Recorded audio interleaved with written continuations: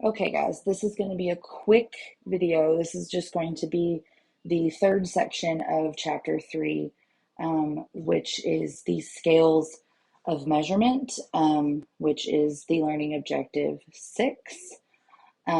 So I'm going to scroll down through here real quick. And here we are, scales of measurement.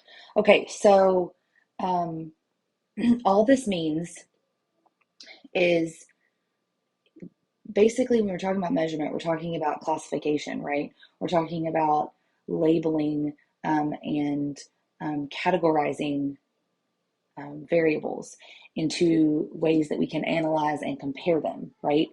And so um, the two main processes of measurement involve setting those categories, deciding what categories we are going to use or look at, and then the procedure for assigning these variables, these scores, these individuals, whatever it is, into those categories.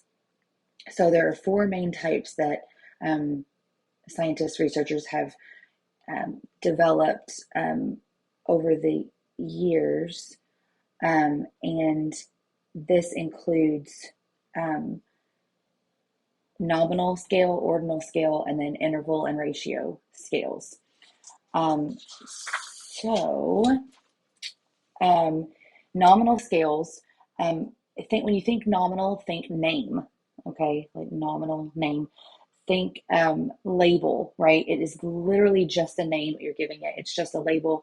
It's just a word. It is not actually a numerical value of any kind, right? It is a qualitative difference between two things. It is not a quantitative difference. So things like race, political affiliation, subjects in school or classes that you're taking, those are qualitative. You can't say more or less of anything. One's not more or less than the other. That wouldn't make any sense. They are literally just labels. Um, Another way of thinking of that, it doesn't have to just be words, though. It can be numbers. They just don't have a numerical value. So things like a number on a jersey, right? So um, that has no numerical value. The player that has the one on his jersey is not better than the person who has the two on their jersey, right? Those were arbitrary numbers that were just picked. It is literally just a label, right? So that is nominal. Now, ordinal is when we're actually ranking something. So, like a class rank, first in the class, second in the class, their scores have earned them that spot. One is higher than two in that sense. So you can do the more or less. Um, anything that you can that has more or less, that is a rank, kind of a ranking system, like small, medium, and large in a t-shirt size, or in a drink at McDonald's. So there is a greater than and a less than, as far as one is more or less than the other. A large drink is bigger than a small drink, right? But you cannot tell how much of a difference there is between the two categories. So the difference in amount between a small and a medium might be different than a medium and a large. The large could actually be much larger than the medium. And actually, I see this to be true in a lot of restaurants. I feel like the difference between a small and a medium isn't that great. But then when you go from the medium to the large, it's way bigger. And so that would be an example of how that's just an ordinal scale. We have no way of knowing what the differences between those are. They're going to be different between each category. If you want to know how much of, or how big that difference is between the categories, that's going to be an interval or ratio scale. Those both have that, but that's why it's called interval, is because those intervals um, are established. They are equal. They are equal units. So like inches on a ruler, the difference between an inch and 2 inches is the same as 2 inches and 3 inches, right? Because there's an inch increasing each time. Um, so because of that, you can actually compare categories and say this one is 5 more than this one. So things like height, weight, age, things like that. You can say if this person weighs 140 pounds and this person weighs 70 pounds, you can say things like, that's 70 pounds more than that person or 70 pounds less than that person. You can actually give an amount to that difference. Now, the ratio scale, the way that it is different is that it has a true zero value. I'll explain more what that means in a second, but going with our same example here with the weight, the ratio scale allows you to do ratios. So you can actually say that 140, the person that weighs 140 pounds is actually twice the amount of the person that weighs 70 pounds. Or you can say 70 pounds is half the weight of the person that weighs 140 pounds. And so that is a very distinctive difference between the other scales, is being able to provide that kind of information. Real quick before I move on to this true zero, the interval, an example of interval is things like temperature or golf scores, because there is no true zero value. The zero does not mean that there's an absence of something. It is just an arbitrary zero amount, right? So they threw zero in there on the Fahrenheit scale, on the Celsius scale, or zero in terms of golfing. You're above par or you're below par, but that the zero doesn't mean there's no temperature. The zero doesn't mean there's no golf. I mean, I don't even know how you would say that. You can't even make that make sense, right? That zero doesn't necessarily mean anything. It's an arbitrary placement. As far as that goes, the ratio scale has a true zero. So what that means, and that allows you to do those ratios. So what that means is that the zero actually indicates an absence of something. So like for height and weight, zero means there's no height, right? It is 0 inches tall. There's no height there. It is flat. Weight, zero, means it weighs nothing. There is zero weight to it, right? And so the zero would actually have a meaning. If you're tabulating something, if you're putting a score on something and they didn't do it, there's 0 points there, right? It indicates a lack of points. So that is the difference between those. Now let me go over to here. The interval or ratio scales, I kind of said some of this already, but you can do basic arithmetic with interval and ratio scales. The reason interval and ratio, let me touch on this for a second. The reason that interval and ratio are kind of lumped together a lot is because they are very, very similar.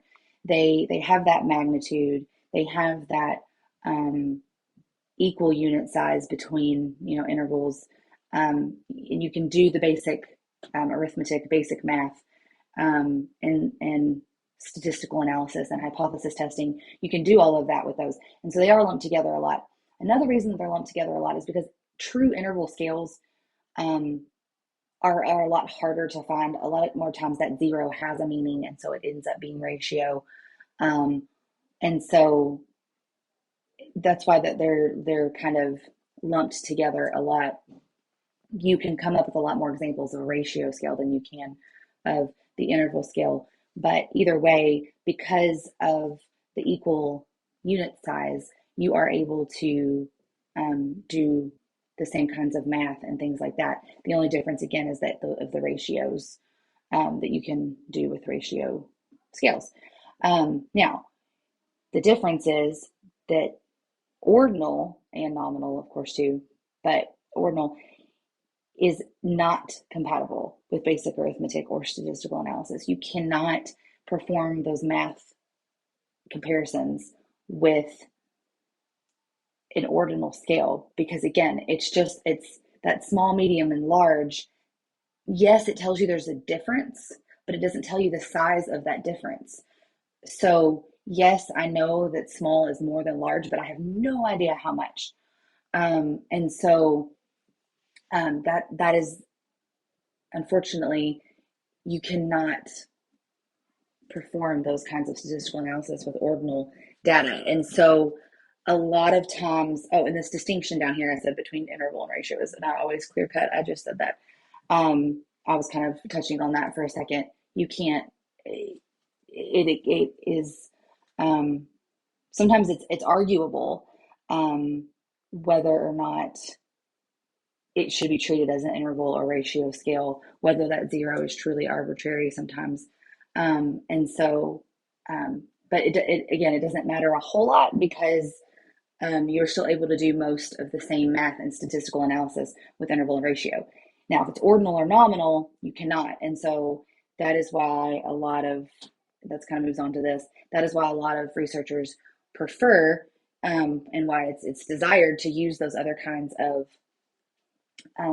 to use interval or ratio because of the more information you can gain. Because, why is this important? Why do we care? Well, the ability to compare measurements, to compare these measurements together, the reason we want to be able to do that is because that has a direct impact, a direct effect on our ability to describe relationships between variables. What we're trying to do, right, is find out if these relationships exist between these variables or describe what this relationship looks like between these variables.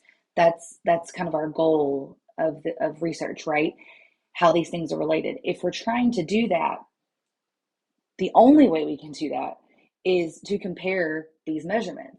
If we can't compare them in a way that gives us information or enough information, then that makes that impossible or a lot harder to describe these relationships between these variables. We want more information, right? We want the most information. We want to get as much information on the description of this relationship between these variables as we can. And in order to get the most information, we want to be able to compare the measurements as much as possible. And the best way to compare those and the most information that you can get is with the interval and the ratio data. So, or interval and ratio scale, I guess I should say. And so this is just kind of reviewing everything I just said and kind of showing you why the interval and the ratio, gives you more information. Because the nominal, it tells you there's a difference, right? There's a difference between a Democrat and a Republican. There is a difference between, there's a difference in skin color between a Caucasian person and an African American person. There is a difference. It tells you there's a difference, but it doesn't tell you anything else. That's the only information it can tell you.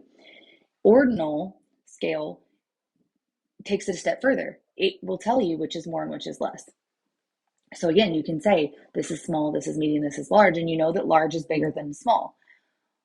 But that's it. That's where it draws the line. It cannot tell you any more information than that. The interval, again, takes it a step further. It tells you the direction, but it also tells you the magnitude of the difference. So now you can say this is this much more than this. And so that provides you with, again, more information about that relationship.